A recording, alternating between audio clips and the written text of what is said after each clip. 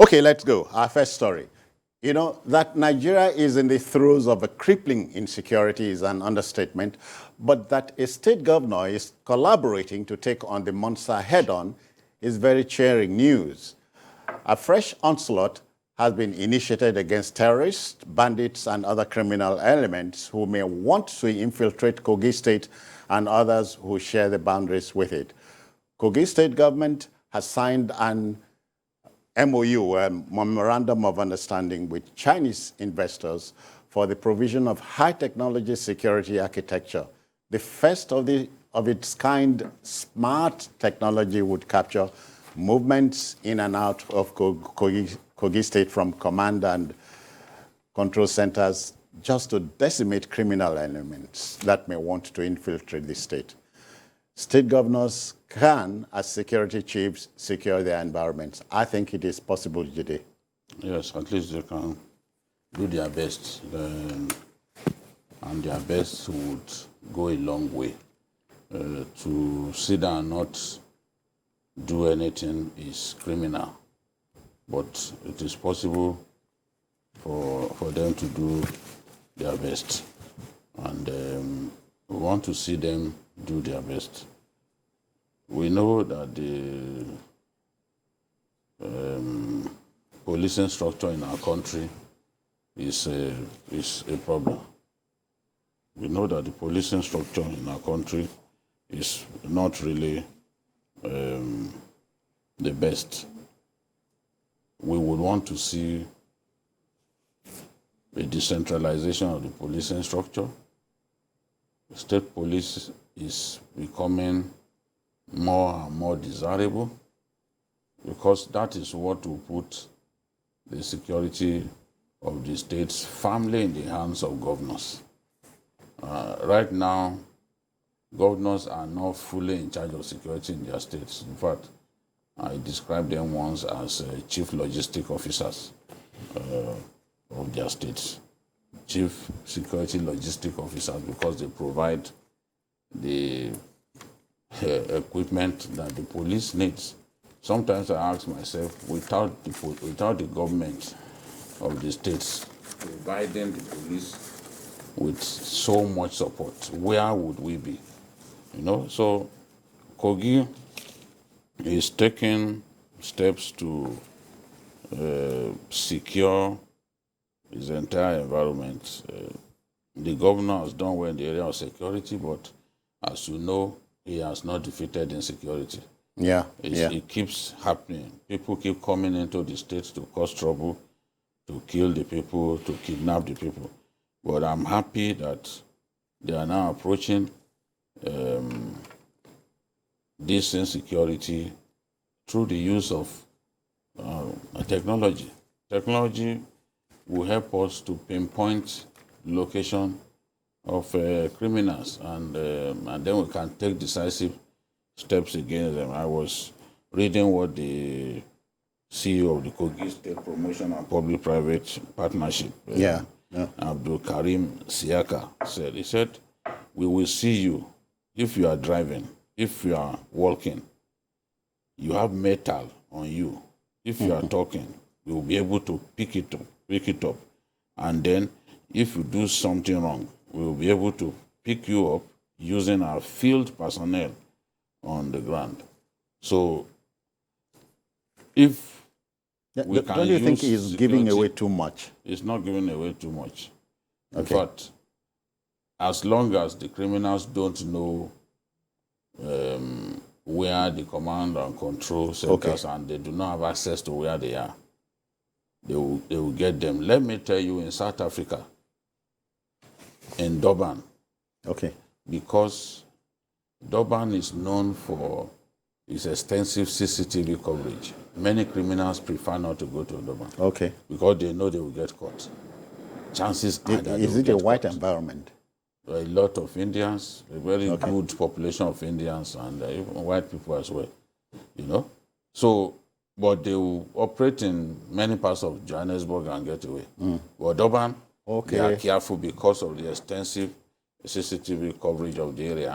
What is the point in committing a crime when you are most likely to be caught. People don't want to find themselves in that But you remember in the Jonathan days, we had something like that proposed for Abuja and Lagos.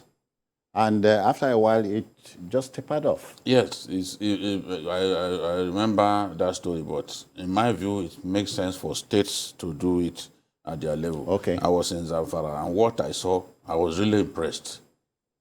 All right. I was really, really impressed. And I know that even Kano has started it. Even the Falgore forest in Kano, there's CCTV coverage of the Falgore forest. Really? Because bandits used to be there.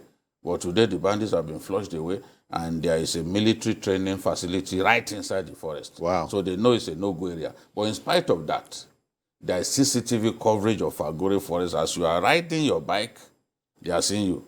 So if they see 3 bikes at the same time, they know they could be bandits. So they will send, maybe they will alert the security forces, and they could just send an aircraft to go and finish the job. So it's the same thing, it's something similar that Zamfara has done. Right. Somebody snatched someone's money in front of a bank. They were looking at it from the control center, and they got hold of the person. Oh, really? This is not fiction. I saw it myself. In fact, their CCTV coverage is perhaps the best I've seen in this country. Oh, and really? I've seen that of at least 3 or 4 states. Okay. But that of Zamfara is quite impressive. I hope state governors are listening to you, which is to say, it is possible. It's possible. This is what they need to invest in. Wale, but you know, Kogi has a strategic position. It is contiguous to about 10 or 11 states. Yeah.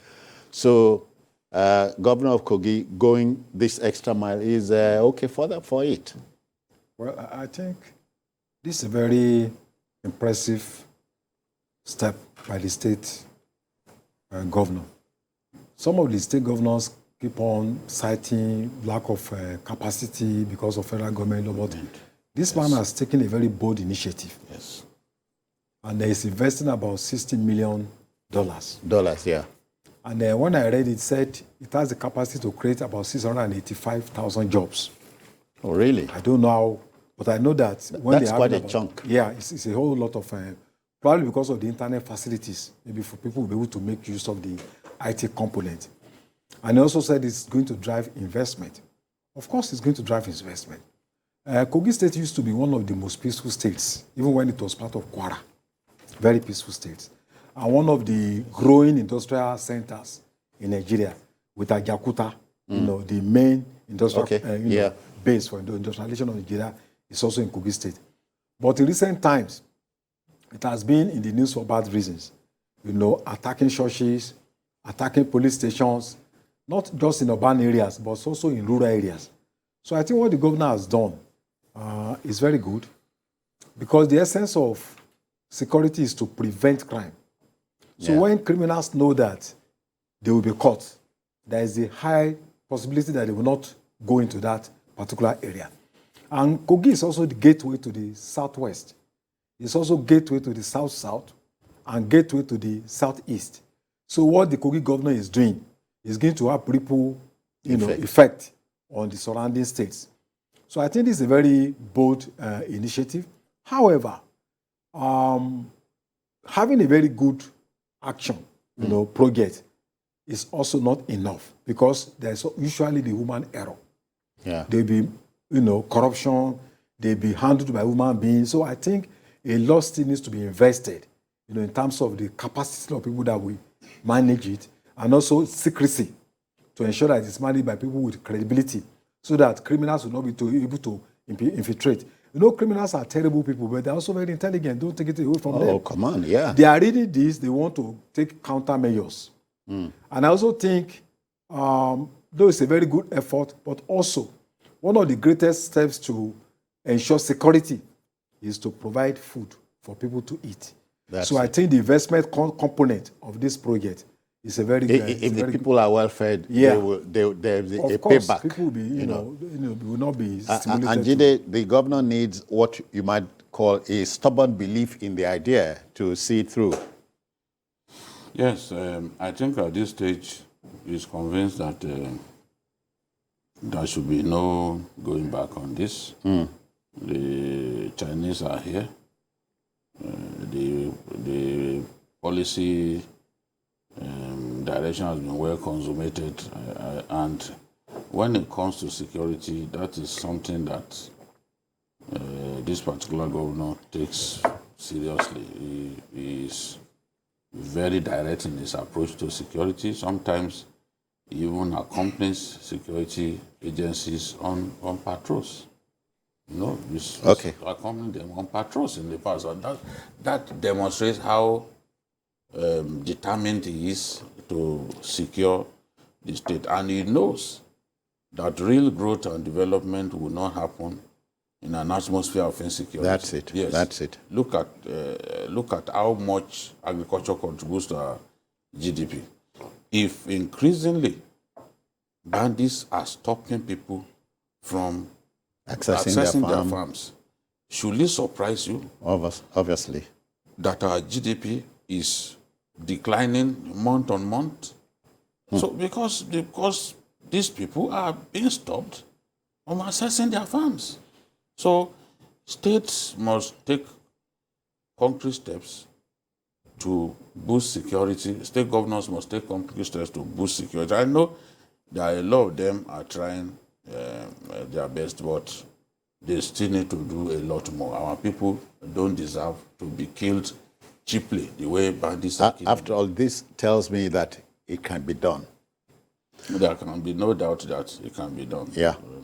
So, Governor Kogi said, we wish you Godspeed.